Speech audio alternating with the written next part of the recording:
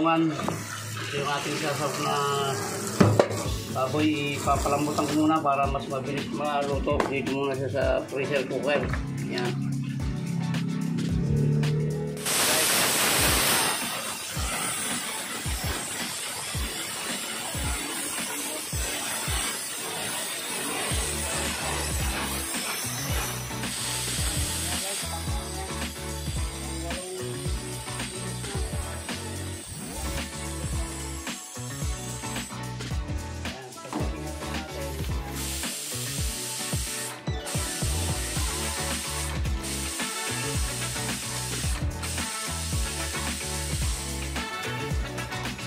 Ayan, pwede ito guys, i-ano natin,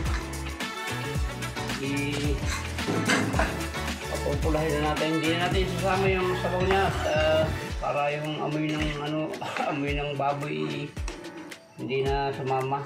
Papupulahin natin bago natin i-gisa yung bagoong. Ayan, shoutout po sa lahat ng makakapanood ng vlog na ito. Simpleng luto lang po ito pero masarap ito, malakas ito sa kanin. Yan, pasintabi po sa mga Muslim at ito po yung baboy yung niluluto ko. Ayan guys, papakita ko na lang kanyo mamaya pagka medyo mapula na ito, papatakan natin ng kaunting mantika yan para yung mantika niyang sarili ay lumabas dyan. Kaya muli po, pasintabi sa mga kapatid ng Muslim at ito po yung baboy na naman yung niluluto natin. Kaya mamaya lang po, masyadong haba yung ating vlog. Yan guys, pula-pula na. Ibigisa na natin sa ilang yung mga ricado niya, ilang yan.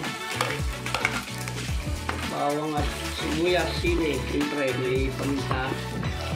At lalagyan natin ng atsuete para maganda yung yung kulay niya.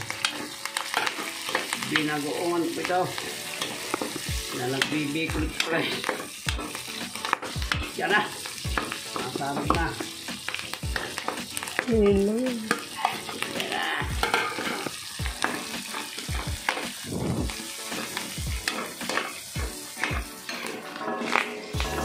Lalagyan na po natin yung ating bagoong.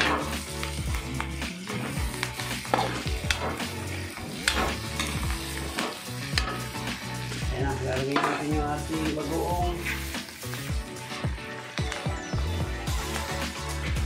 Bagoong alamang.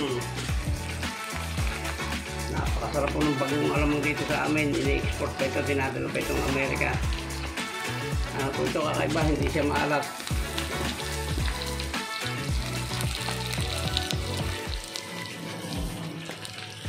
Yan o.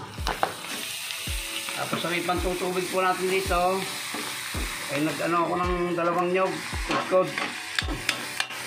Yung unang ilalagay na natin itong padalawang gata.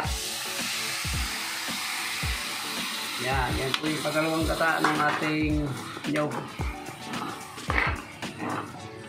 Yan ilalagay natin yung atsuete para maganda ang kulay.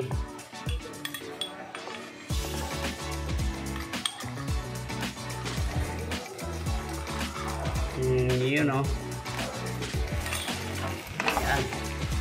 Kaya maya lang po ulit. Kaya nilagay ko na yung tunay na gata at masyadong mahaba yung ating video.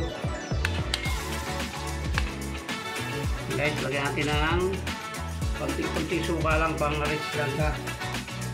Tapos lalagyan natin ng paminta.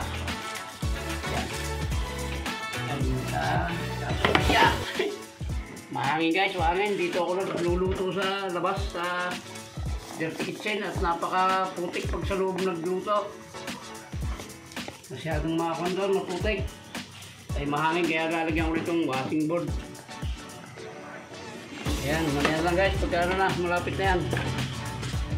Ayan na guys, malapit nang matuyo. Ilalagay na natin yung unang gata para ito na lang, wala na tayong ibang ilalagay na sahog dyan, kundi ito na lang. Pag natuyo yan, ibig sabihin yan ay pwede nang kumain pagka natuyo. Ayan guys, ipapakita ko na sa inyo yung perfect mamaya niyan, yung pagka final na, yung luto-luto siya. Ayan o. Una, mantika na po yung sabaw na yan. Nagmantika na yung nyog na nilagay ko. Ayan.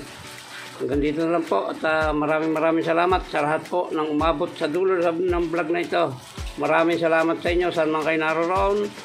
Shoutout po sa inyong lahat. Magandang araw, magandang gabi, magandang hapon, magandang umaga. Ayan, hanggang dito na lang po. At maraming salamat. Bye-bye na po.